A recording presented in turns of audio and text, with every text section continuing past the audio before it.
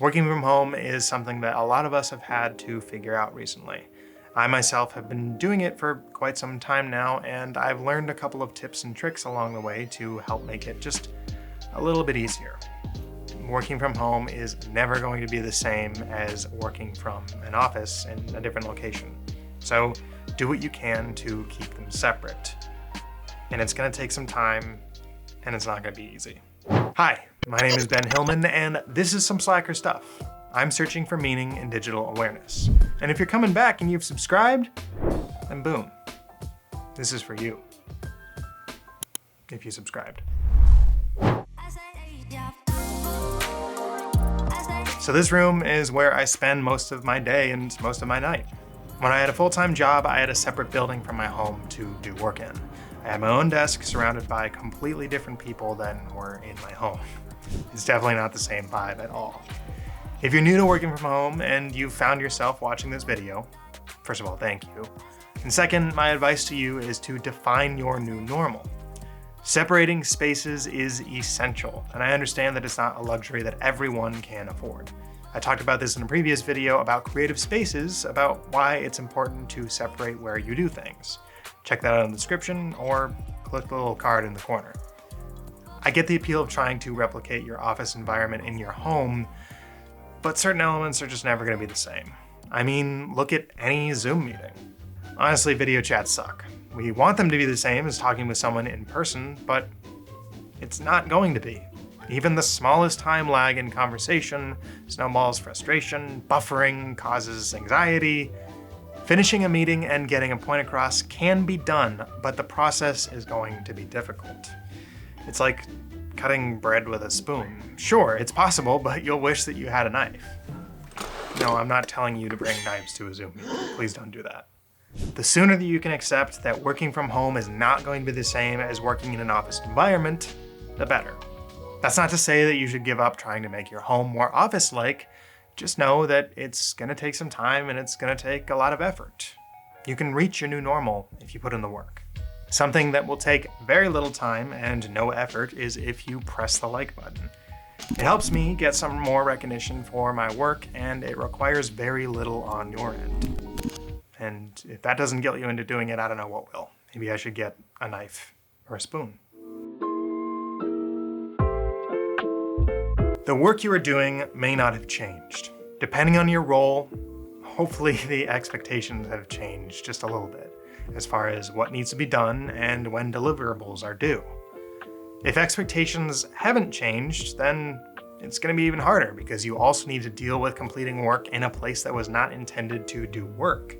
Before you started working from home, the escapes that surround you were essential to unwind from the workday. Now, they can still accomplish their original intention, but they've also become distractions. If you're like me, all of your personal belongings are just begging to be tinkered with. If you can, remove these distractions from your work area. However, like I said, I understand if this is easier said than done. One is only allotted so much physical space.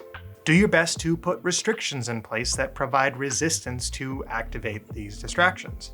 If duct taping your Xbox controller to your ceiling means that it's much more difficult for you to play with, then maybe it's worth it.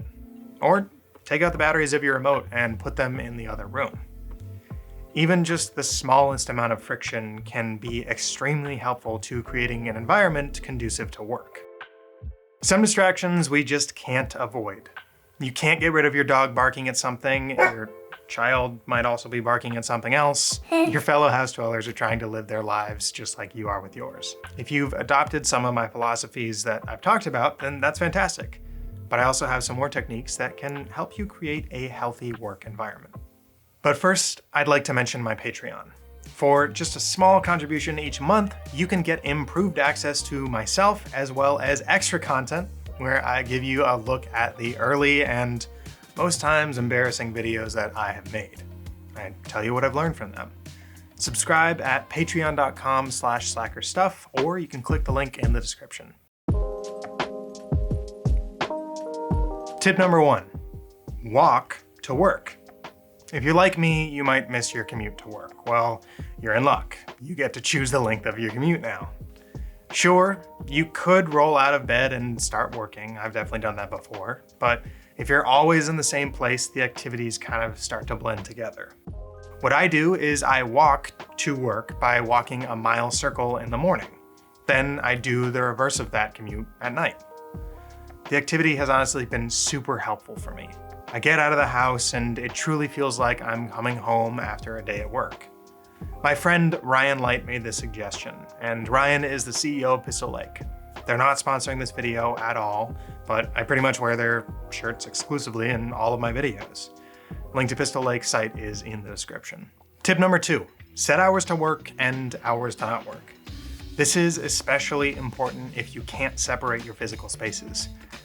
You may not have physical walls to divide different areas, but you can still clock in and clock out. Like I mentioned in the previous tip, I walk to work in the morning and I walk home at night. On either side, I'm either working or relaxing. My main computer can be used for play, so I try to avoid using it after work in successive nights. Then there's notifications. Outside of your predetermined work hours, please avoid looking at your email, Slack, or other such work-related notifications. Once it's quitting time, stop doing work. This sounds simple and not everyone can do it, but it results in a huge payoff. I've even gone as far as putting on work clothes and then changing into something a little more comfortable after I'm finished with work. If Mr. Rogers can do it, so can you. Tip number 3, it's tomato time. If you need help focusing during your selected work hours, then I strongly recommend using the Pomodoro technique. Now, I've talked about this before, but as a quick refresher, work for 25 minutes without distractions, and then give yourself a 5-minute break to check social media, do whatever. There's a helpful Chrome extension that I use that blocks websites that I frequent. It's super easy to go and look at Twitter or Facebook or wherever, and sometimes I just kind of instinctually type that, and this puts an extra layer in front of it to prevent me from getting distracted. I'm afraid that genius tweet's just gonna have to wait. Pomodoro has worked for me, and it's extremely helpful with adding that extra layer of friction. Tip number 4, avoid working where you do your living. Now, this may be more difficult than the other ones that I've mentioned, but it's super important. Try to find a location that you can go to in order to work. At the very least, avoid doing work in your bed. I know it's super easy to wake up and start using your computer like we talked about, but if you're always in bed, then play is gonna start feeling like work, and work's gonna start feeling like play, and forget trying to sleep.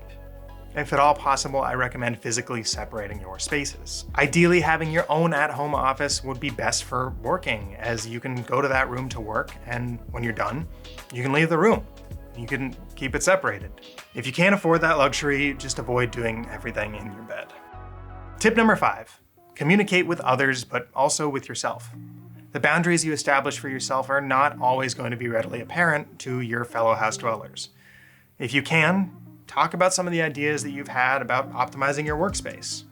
Of course, holes in your plan might arise that you would never think of yourself, but by discovering these holes, you can then figure out how to patch them up and make it work for everyone.